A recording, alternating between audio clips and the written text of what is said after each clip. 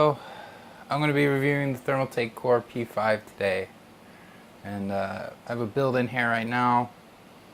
I'm just going to take it apart, move the camera over, and we'll get a better look at it.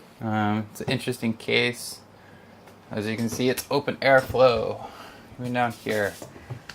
So here your power button. It's a very clicky power button. Reset mic, headphone to USB 2. To USB 3, pretty standard. This is plexiglass, I guess about 5 mil thick. They do make a tempered glass version of this case. It will be quite a bit heavier than this one, and this one is quite heavy. Despite how it looks, it's unexpectedly heavy. You can see it just attaches with these dealy here. These thumb screws, giant thumb screws. So these feet you use if you want to stand it up. There are 4 screws that screw in here. You have to take those off and put these things, these little rubber stoppers. So yeah, if you want to mount it horizontal. So if you're doing like a test bench, this will mount to the wall. So if we turn it around, here, put the back plate back on. Turn it around here, see these little seemingly random place holes. Those are actually for the VESA mount. It will support a 200 millimeter, 100, and I think this is a 75 hole for VESA or VESA, whichever way you want to pronounce that. You can mount it to the wall or a monitor arm if you so chose. It is, like I said a couple times now, this case is quite heavy, so be careful. Been warned, it's heavy. Alright, so we turn it around. So this board supports ATX, MATX, and ITX. It does not officially support EATX. EATX will fit in here. It'll come to about right here. In fact, that's what I have in this case, or will have in this case. It pretty much covers all your cable management. So Thermaltake has been kind enough to etch in where your holes will go, or your standoffs will go for the holes of your motherboard. So if you have ITX, ATX, and ATX, you know where to put your standoffs. You don't have to fill up all the standoffs if you're using an ATX and then throw an ITX board in there. That's just silly.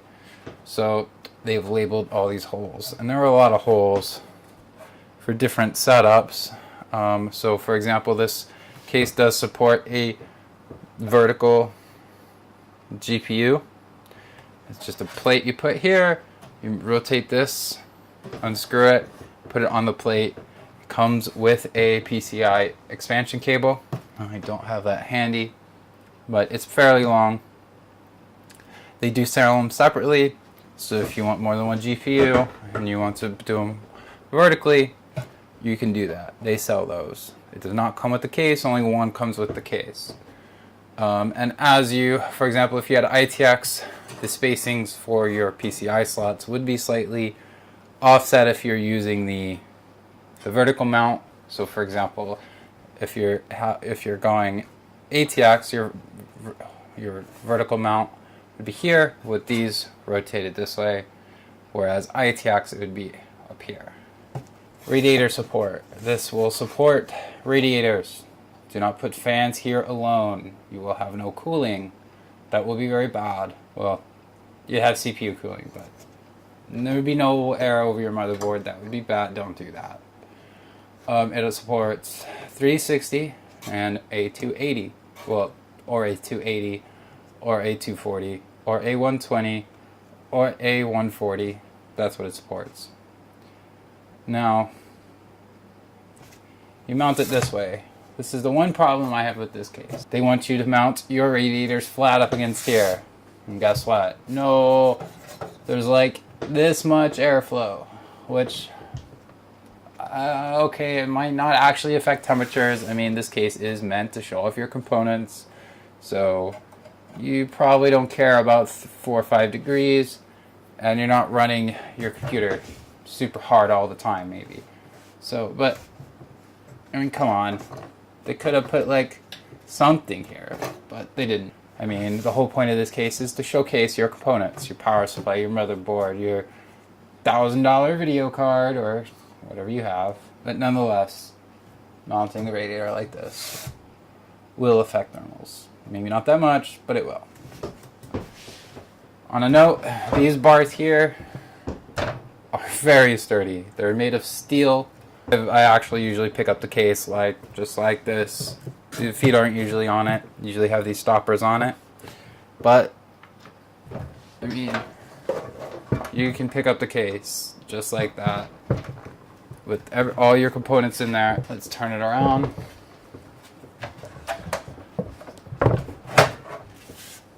So here's your back panel. That's the mount. We already went over that. This is the holes for the radiator to flow through. Now if we flip it over, it does come with an air filter. It is magnetic. And this is magnetic, in case you didn't figure that part out. So yeah, these holes are probably adequate, though I question the need for an air filter with the open case, but it is there nonetheless. This material is quite sturdy. I've had some other Thermaltake cases in the past that did not share that quality. So we have our cables. So we have our USB 3, USB 2 cable, and our audio cable, as well as your front panel cable. These are very long, actually. So like right now I have them tied. Like I said, I usually use this as a test bench. And these are still very long. Like, there's a good, I don't know what it is in metric. It's like a foot and 2 inches. So like, I don't know, 10 centimeters? I have no clue what metric. But as you can see, I got it tied down, probably almost half. Okay, almost a third of it tied down there. And I can still reach anywhere here. So if we put it through here, we can still reach pretty much anywhere with the case. These cables are long. You won't have a problem tying them down and reaching whatever it is you're trying to reach, whether it be USB 3, audio, whatever. Same goes for the front panel connector. It is absurdly long. It's very long. So here's your rubber grommets. They do have other cable management holes. They do not have rubber grommets. Would have been kind of nice to see that, but I understand why they did it. It's kind of not a whole lot of room.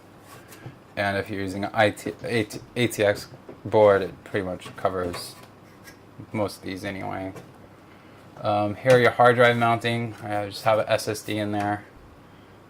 These will fit 3.5 and 2.5. You can take them off with a thumb screw.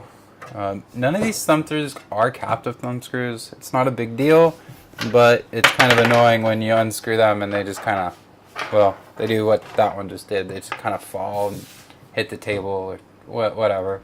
As you can see, it's quite reinforced here with the legs.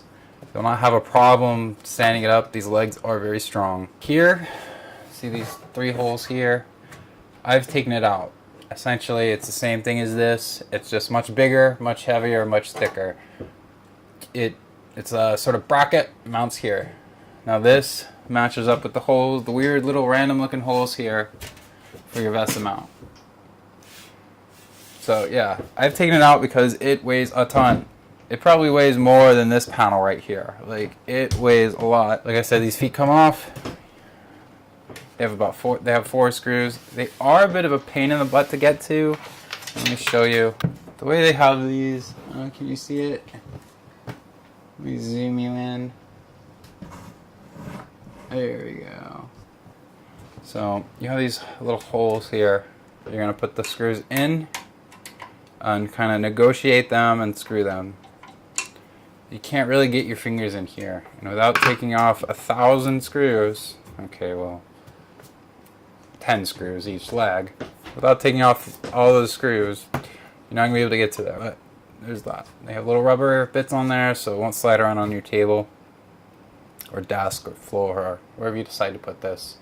Though I can't imagine you're putting it on the floor under a desk. I mean, the whole point of this is to show off your components, not hide them. So I just wanted to show you how an EATX board does fit in this enclosure. Does feel those grommets are right here. Don't know if you can make them out very well. All the cables in the way. But all those grommets from before, they are unusable. The only grommets are the furthest ones. And I ended up using the holes for the fan mount. Can't see that, can you? Tilt the camera. Okay, let's move the camera. See? I ended up using the holes for the fan mount here to run your cables. You'll notice that my all-in-one here is not mounted to the case as Thermaltake intended. I'm actually using XSPC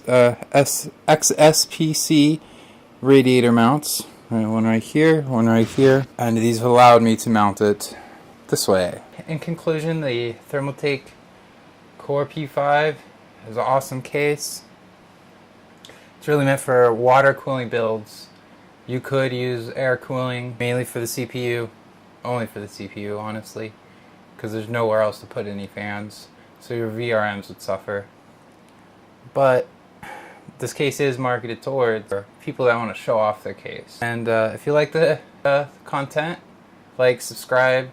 You can use the affiliate links down in the video description. I have pretty much everything in this particular build here in those links down in the description. And let me know what you want me to cover. Leave a comment down below. I will try and answer as many as I can. And yeah, thank you. Have a good day.